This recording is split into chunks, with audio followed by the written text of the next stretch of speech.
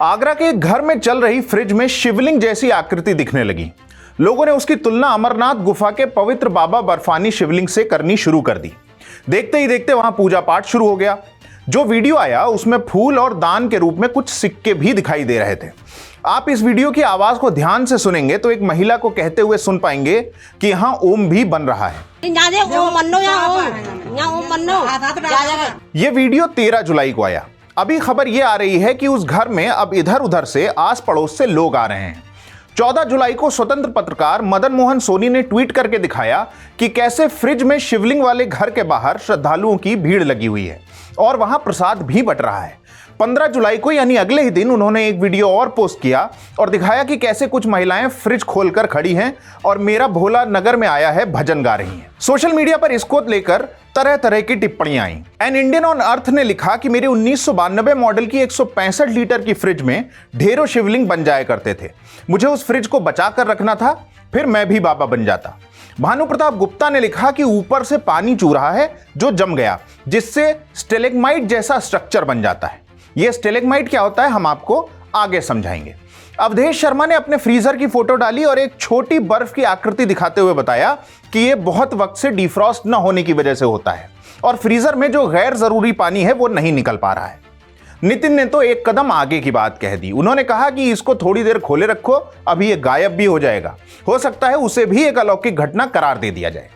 यह कथित अलौकिक घटना यानी फ्रीजर में शिवलिंग जैसी आकृति के बन जाने की घटना कैसे घटी, इसके पीछे का विज्ञान आपको समझाते हैं। आपने फ्रिज में कुछ सामान रखा, कुछ कम गर्म, कुछ ज्यादा गर्म। उस गर्म खाने पीने की चीज से कुछ भाप उठती है। वो भाप ऊपर ही उठेगी क्योंकि उसकी डेंसिटी, उसका जो घनत्व होता है वो कम होता है। ऊपर होता है फ्रीजर। इस फ्रीजर में एक गर्म हवा यानी भाप जब फ्रीजर की दीवारों से टकराती है तो ठंडी होना शुरू होती है। अब ये ठंडी हुई तो पानी की बूंद बनी और फिर और ठंडी होकर बर्फ बन जाती है। अब बात ये कि पानी की बूंदें तो फ्रीजर की दीवार पर इधर उधर फैली होंगी, फिर ये शिवलिंग टाइप आकृति कैसे बनी? तो इसके जवाब में है वो शब्द जो हमने कहा था कि हम आपको आगे समझाएंगे, यानी कि स्टेलेग्माइट। स्टेलेग्माइट असल में गुफाओं के भीतर बनने वाली चट्टानों, डिपॉजिट्स को कहते हैं। इसमें गुफा की छत से गिरने वाला मटेरियल नीचे गिरता है। इस मटेरियल में जो पानी होता है वो वक्त के साथ साथ उड़ता जाता है और जो बचता है उसे कहते हैं कैल्साइट। सालों साल बारिश होती रहती है और पानी में घुला ये कैल्साइट धीरे धीरे नीचे आता रहता है और जमा होता रहता है। इस तरह लाखों करोड़ों साल में चट्टानें बनती हैं और इन्हें ही स्टेलेग्माइट कहते हैं। अब आप उस गुफा को फ्रीजर समझ लीजिए। पानी की बूंदें नीचे गिर रही हैं और जमा होती जा रही हैं। यहां वो जमती जाती हैं और पानी में गुण होता है कि वो जमने पर थोड़ा सा फैलता है। इसलिए वो पानी जो नीचे जम रहा है कुछ चौड़ा और ऊपर बाद में जमने वाला पानी कम फैला होता है और इस तरह से शिवलिंग जैसी आकृति में वो आ जाता है।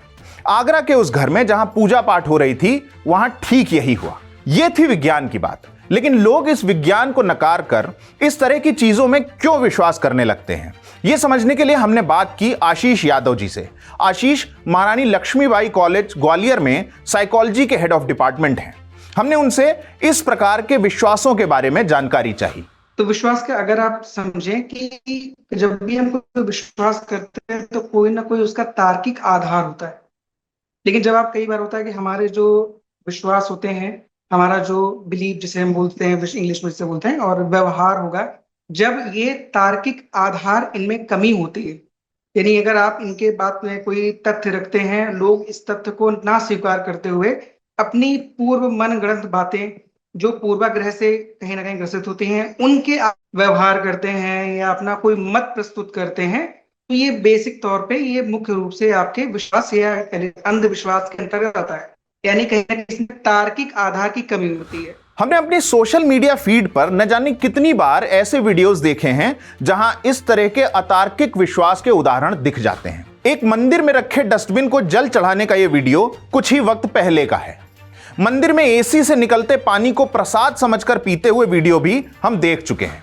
हम ऐसे वीडियोस पर हंस सकते हैं, लेकिन सोचने वाली बात यह है कि आखिर ऐसा कैसे होता है कि सैकड़ों हजारों लोग इन चीजों पर अतार्किक विश्वास करने लगते हैं और सिर्फ इसलिए प्रसाद ग्रहण करते हैं या मूर्ति को दूध पिलाते हैं या फ्रीजर में शिवलिंग दर्शन करते हैं क्योंकि उन्होंने किसी और को ऐसा करते हुए देखा। इस बारे में भी हमने आशीष यादव से जानना चाहा, उन्होंने क्या कहा, सुनते हैं। तो पहला एक चीज तो आप समझिए कि कोई भी अंधविश्वास किसी भी तरह से मनोविकार की स्थिति में नहीं होता। पहले मैं आपको क्लियर कर दूं, जैसे कि मान लीजिए कई बार ऐसा होता है कि अब प्रश्न ये आता है कि अगर मनोविकार की स्थिति में अंधविश्वास नहीं आता तो क्या ये सबके लिए हानिकारक ही होगा? तो उसका जवाब है नहीं।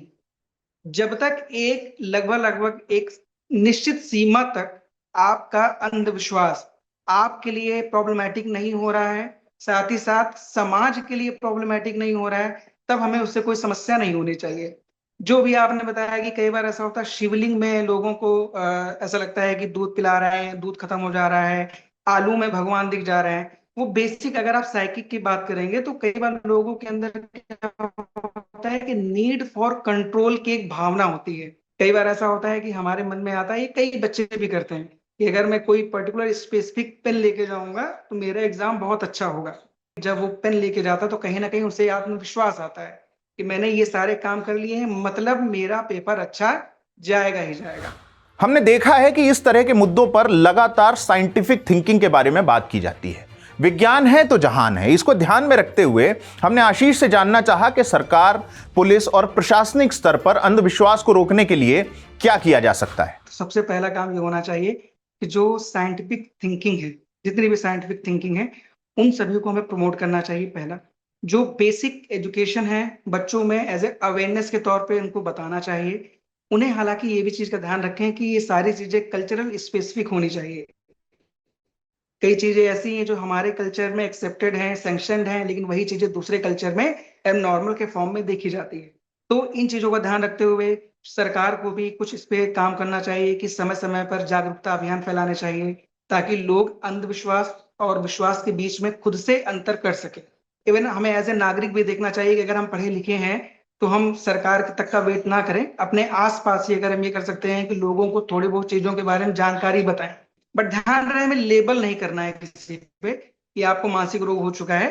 इस तरह से नॉर्मलाइज करना है कि लोग इस चीज को ग्रहण कर सके, समझ सके। और बात जब अंधविश्वास को रोकने की है तो एक नाम लेना जरूरी हो जाता है। यह है सामाजिक कार्यकर्ता और अंधश्रद्धा निर्मूलन समिति के संस्थापक नरेंद्र अच्युत दाभोलकर। वो इस बात पर जोर देते थे कि हर मुश्किल से पार पाने के लिए मनुष्य के पास खुद का दिमाग होता है और उसे किसी अलौकिक शक्ति या ईश्वर की जरूरत नहीं होती। लेकिन ऐसा कतई नहीं है कि वो आध्यात्म के खिलाफ थे।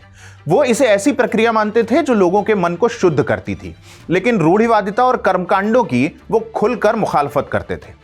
नरेंद्र दाभोलकर ने महाराष्ट्र में काला जादू और अंधश्रद्धा विरोधी कानून बनाने में बड़ी भूमिका निभाई। 20 अगस्त 2013 को पुणे में उनकी गोली मारकर हत्या कर दी गई। हमने उनके बेटे हामिद दाभोलकर से बात की जो अंधश्रद्धा निर्मूलन समिति महाराष्ट्र के सदस्य हैं। हमने हामिद दाभोलकर से पूछा कि इस तरह की चीजें हमें आए दिन क्यों देखने को मिलती रहती हैं।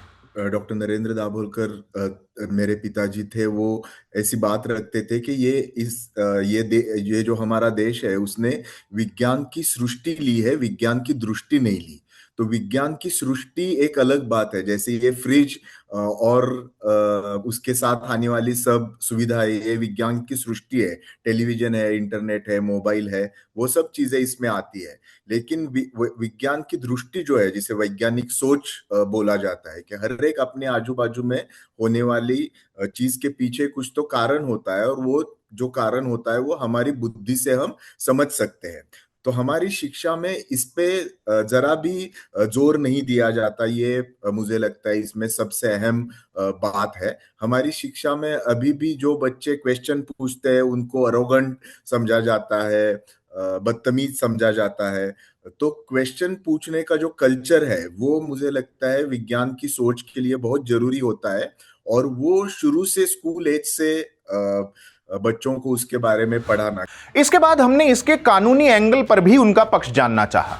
ये जो शिवलिंग का मुद्दा है जिसके बारे में बोला जा रहा है, एक सिंपल सा फिजिक्स का लॉ है जिसमें किसी भी आकार में आप पानी रख दो वहां या फ्रिज साफ नहीं हुआ हो तो वो उस आकार में हो सकता है।